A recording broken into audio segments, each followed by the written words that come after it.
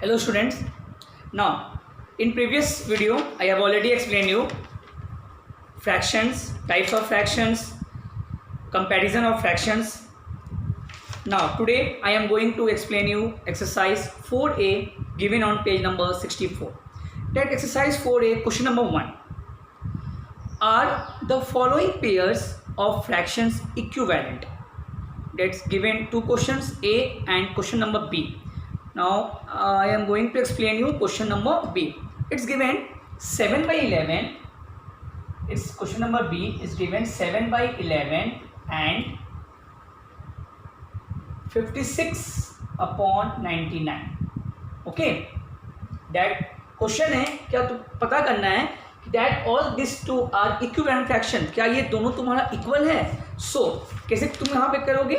That means क्या करोगे? Cross multiplication कर दोगे. 99 multiply by 7. 99 multiply by 7 is equal to and 56 multiply by 11 is equal to 99 multiply by 7. 99 multiply by 7. 7 9 जा 63 3 carry 6. 7 9 जा 63 and 669 693. You can write here 693 and 56 multiply 11. It's 6565 6.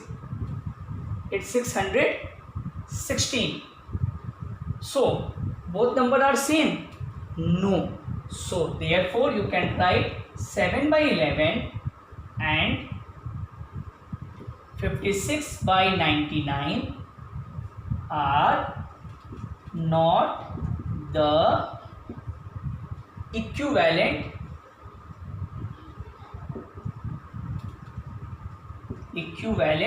fractions. Okay, this is your answer. Okay, so ये just तुम लोग को हम explain कर रहे हैं. इसका हम ईच एंड एवरीथिंग तुमको पीडीएफ के थ्रू तुमको हम सेंड कर देंगे. ठीक है, so I think it's clear. Same question number 1a भी तुम लोग कंप्लीट कर सकते हो. सेम यही प्रोसेस, क्या करना, क्रॉस मल्टीप्लिकेशन कर देना यहाँ पे, और अगर ये दोनों नंबर सेम आएगा then you can write that number are the equivalent fraction. But in this question 7 by 11 56 by 99 cross multiplication किए. 99 multiply by 7 is equal to 693 and 56 multiply 11 is equal to 616. So both are different. That's why 7 by 11 and 56 by 99 are not the equivalent fractions. Okay, I think it's clear. Now question number 2. Write the following fractions in their simplest form. तुमको क्या करना है, वहाँ पे एक number दिया हुआ है, तुमको उसका सिंपलेस्ट फॉर्म लिखना है. अगर तुमको लग रहा है कि वो उस नंबर्स को हम और कट करके उसको छोटा कर सकते हैं देन तुमको वो प्रोसेस तुमको यहाँ करना है. It's given second ABCDE. In your maths copy में तुमको सिर्फ क्वेश्चन नंबर करना है A, question number D and question number E. A, D and E. So I will explain question number A. Second A, it's given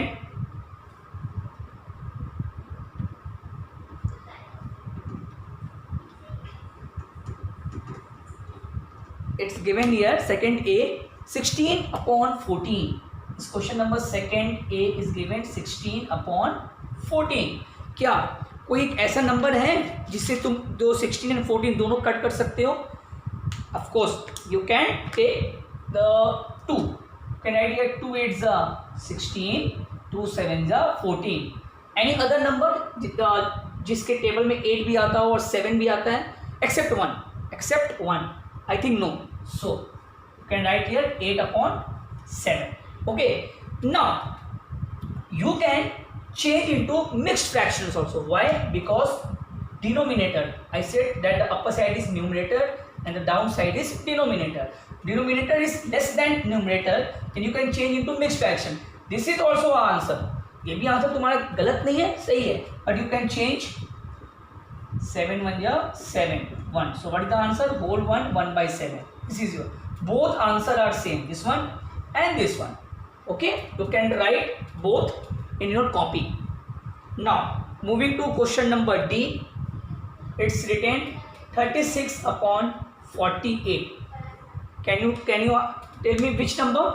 हमेशा कोशिश करना greatest number से cut करने के लिए. ऑफकोर्स ये नंबर 2 से तुम्हारा कट हो सकता है. ओके, ऑफकोर्स ये नंबर तुम्हारा 3 से भी कट होगा, बट कोशिश करो हमेशा ग्रेटेस्ट नंबर। क्या कोई एक ऐसा टेबल है जिसमें ये 36 एंड 48 दोनों आता है? जस्ट सोचो थोड़ा सा। ऑफकोर्स वो तुम्हारा टेबल है 12, यू कैन एट ये ना डायरेक्टली तुम कट कर दो। 12 3 ज़ा 36, 12 4 ज़ा 48। So what is the answer? 3/4। This is your answer. तो बोलोगे सर कि ये नहीं, हमको सर 2 से ही हमको कट करना है। ऑफकोर्स ओके, सेम क्वेश्चन है 36/48।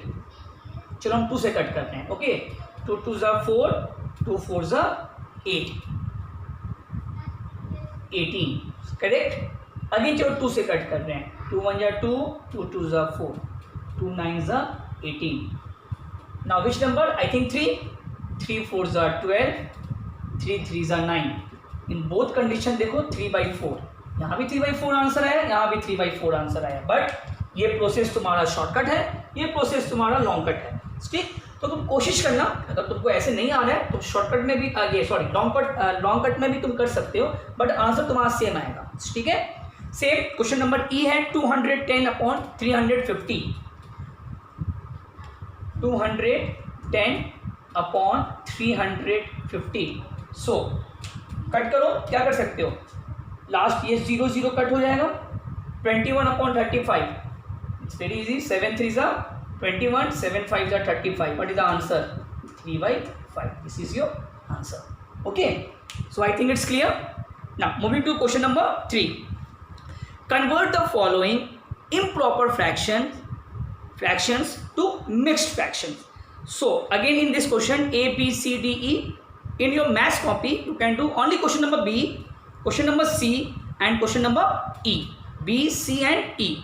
So question number B. It's given question number B 29/3. Okay, 29/3. 29/3 question number 3 B. So question है change into mixed fraction. Mixed fractions क्या होते हैं? उसमें एक होल नंबर होता है एंड फ्रैक्शंस होते हैं। तो क्या करोगे? इसको डिवाइड करोगे। 29 divided by 3 how many times? I think 9 times. 3 9 ज़ा 27, 9 - 7 2 0। So what is the answer?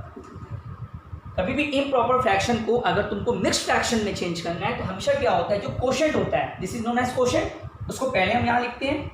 ठीक, जो रिमाइंडर होता है दैट मीन्स रिमाइंडर्स 2, वो तुम्हारा होता है न्यूमरेटर, और जो तुम्हारा डिवाइजर होता है this is known as divisor, this is dividend 3, ये तुम्हारा, this is your answer. That means 29/3 you can change into mixed fraction. The answer is whole 9 2/3.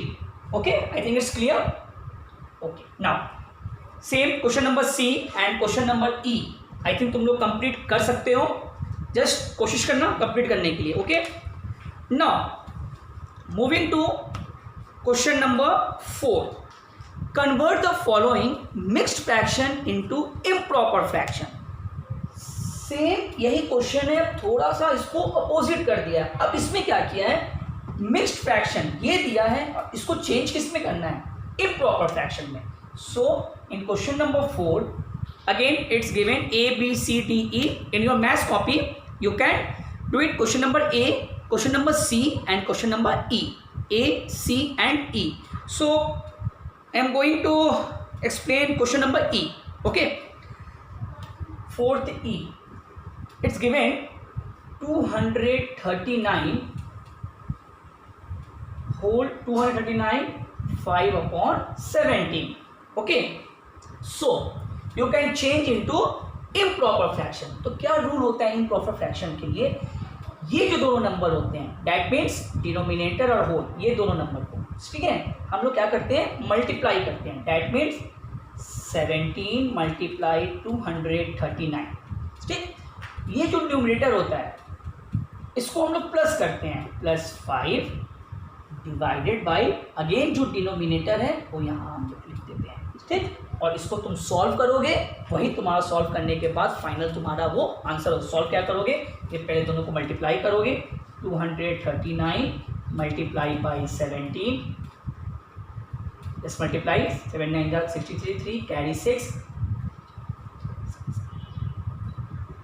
16,0,932 बस प्लस करो 3 9 + 7 is 16 6 carry 1 is 4,063. So you can write here 4,063 plus 5 upon 17. Now you can add 4,063 plus 5. 3 plus 5 8 604.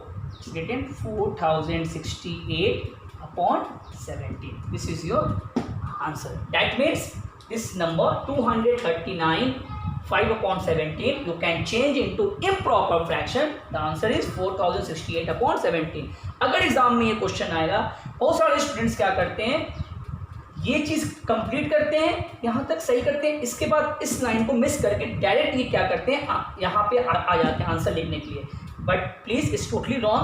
Step by step तुम लोगों को करना है. First step ये है, second step ये है, और हमेशा थर्ड स्टेप में तुम्हारा फाइनल आंसर आएगा. ठीक है, I think it's clear. So ये तुम्हारा question number 1 B, question number 2 A D and E, question number 3 B C and E, question number 4 A C and E. ये तुमको अपने मैथ्स कॉपी में तुमको कंप्लीट करना है और इसको हम पीडीएफ के थ्रू तुमको हम सेंड कर देंगे. Moving to question number 5, fill in the boxes with smaller than, greater than और इक्वल का साइन. ओके, सो ये तुमको बुक में करना है. So question number 5 A 9/13 and 5/13. It's given 9/13 and 5/13. 9, okay, right here 9, 13 and 5/13. So this sign is clear. Both the denominator are same. If both the denominator are same, तो जो ऊपर numerator जो सबसे ग्रेटेस्ट नंबर होता है वही तुम्हारा greatest होगा. सो 13 13, सो 9 and 5. Which number is greater? 9. That means 9/13 is greater than 5/13. So that question number 5 A, that sign is this one. Question number B is given 14/17 and 14/3. I think, no?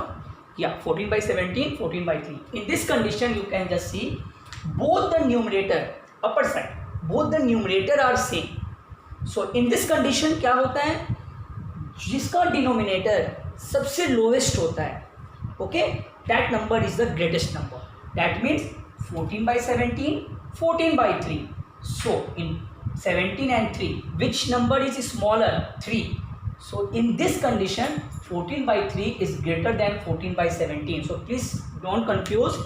हम repeat कर रहे हैं. If both the denominator down side दोनों अगर equal है तो जो upper side जो सबसे ग्रेटेस्ट होगा वही ग्रेटेस्ट नंबर होगा. But in numerator upper side अगर सेम है तो डाउन साइड जो स्मॉलर होगा वो तुम्हारा ग्रेटेस्ट नंबर होगा. ठीक है. So question number B answer is this one. Question number C 5/11 and it's given 3/4. So in this condition you can see denominator are different, numerator are different. तो कैसे पता करोगे? That means cross multiplication. 4 में 5 से multiply करो, 4 5 20. तो कुछ देर के लिए अपना बस याद करने के लिए यहाँ पे लिख दो 20 और 11 3 33. So 20 and 33 which is greater? 33. That's why 3/4 is greater than 5/11. ये तुमको सिर्फ समझने के लिए यहाँ पे हम लिखे, बाद में तुम इसको रख कर देना. ठीक है. So question number C is this one and the last question number D is given 12/13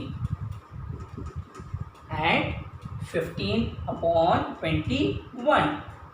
So again in you can see all the numerator and denominator are different. Again you can the cross multiplication and write 21 multiply 12. Okay, 2 1 are 2, 2 2 are 4, 1 2. So plus 2, 4 plus 1 5, 2 252. यहाँ पे लिख दो 252 and 13 into 15. 13 into 15. 5 3 are 15. 5 carry 1. 6 3 1 5 195. So So 252 and 195. It's clear. That means 12 upon 13 is greater than 15 upon 21. Okay. So now today I have already explained exercise 4th A. In the next video I will explain additions of fractions, subtractions of fractions, as well as exercise 4th B. So take care students. Bye.